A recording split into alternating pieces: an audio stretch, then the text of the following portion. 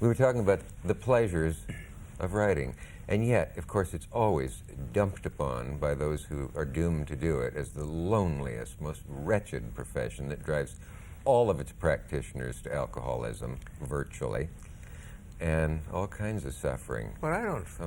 Of course, you see, to begin with, I never had any secret ambition to be a writer. It never occurred to me to be a writer. I was always fascinated with the written word ever since I was a kid. I've read voraciously. I've always, when I came to Hollywood, I always felt at the beginning, they ignored the writer of the screenplay. It was hard to find him. He was in some cubicle. You'd say, when I first got, I said, look, I'd like to talk to the writer. They looked at me like, was I some kind of a nut? Want to talk to the writer? Got him in solitary. Yeah, almost that. Yeah. Of course, now writers of screenplay are more recognized. But I never thought about writing until I wrote my autobiography, which I wrote as sort of a catharsis. See, it gave me a chance to find out where I was, where I am, where I'm going. And out of that, I became interested in writing. And it still fascinates me to think I'm here talking to you about a book that I wrote. Yeah. Instead of one of my 80 movies or something. In some way, it must feel like you're playing the part of a writer, because all your life you play the parts of people. Somebody goes, hey, wait a minute, what are you doing here?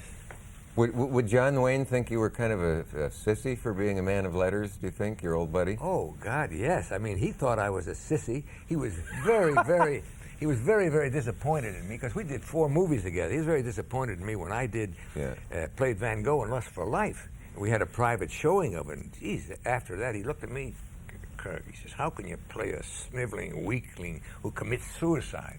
Yeah. I tried to tell him, John, I'm an actor. I'm trying to play a character. No, he says, we've got an image to maintain for the public. So, I mean, I think John would not, and I love that guy, but John would not look kindly on the fact that I'm writing a novel. I don't think he'd appreciate that. Did he think Van Gogh was a little too unmasculine for his tastes?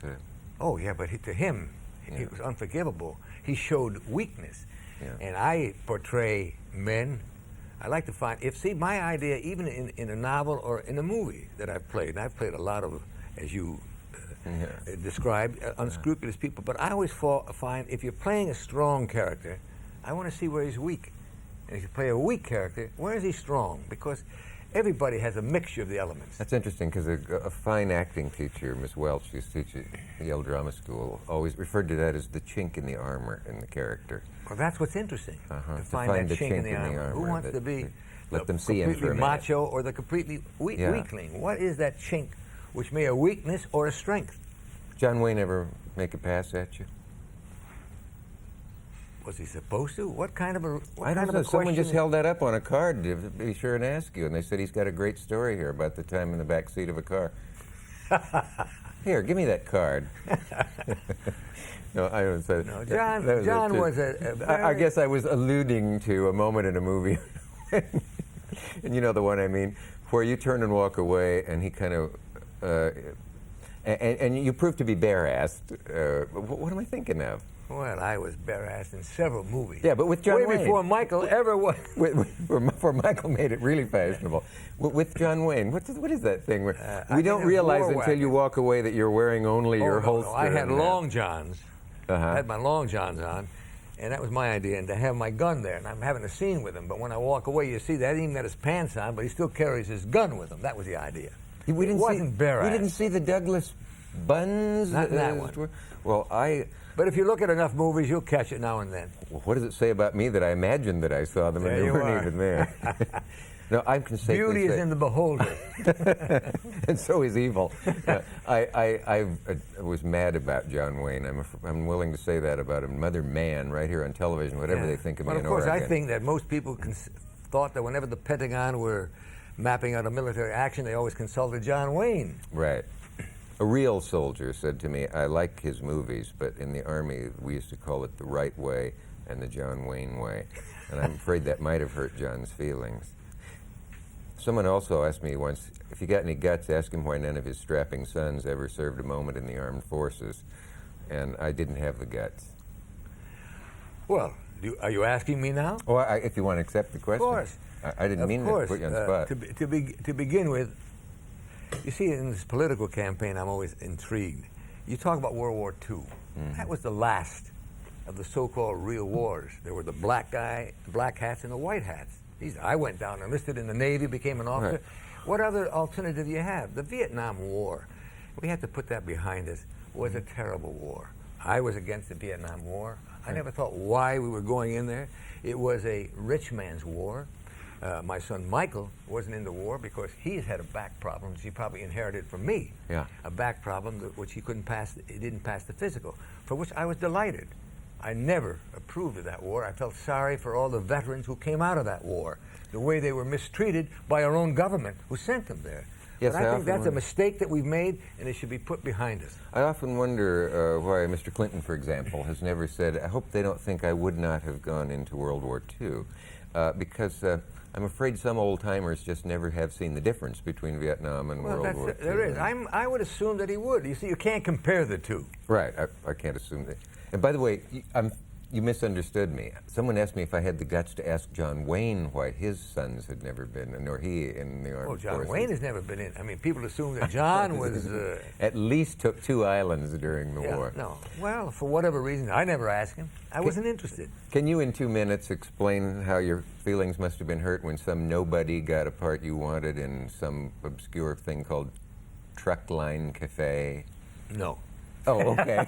No, I always think when someone asks a question. No, as a matter of fact, Truckline Cafe, I was dying to play that part. A play? A play on Broadway. I didn't get the part. I went to see the opening night, and I saw this guy on the stage in my part, mumbling and mumbling. And I thought, oh, my God, how much better I would be in that part. And then finally, in the third act, he erupted and electrified the audience. Yeah. And I looked in the program. Who's that guy? Marlon Brando. Well, they'll have to change that name. Yeah, he was excellent. Yeah.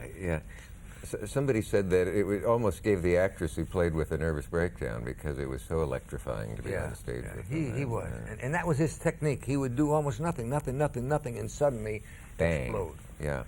He was, but he has ruined more actors because people try to imitate that style, and they can't. It did kind of give birth to a school of acting, and some of the people who tried to imitate it also happened to have talent, I guess. Is it safe to say we would not have had Newman and Jimmy Dean and certain people if Brando hadn't made it open the door to a different kind of acting? Well, possibly, but he also opened the door to a lot of bad acting. Because you only get those actors who, why should I go from here to there? I don't feel like it doesn't motivate me. The guy said, you go from here to there because you're paid to go from here to there. You just find a reason to go there. Yeah. That sort of silly type of acting. No, I think Marlon introduced more bad actors because they tried to imitate which was very unique and original to him. Sure. Are you guys friends at all? No. I mean, I've met him briefly, no. I don't know him at all. But not enemies? No. Not at all.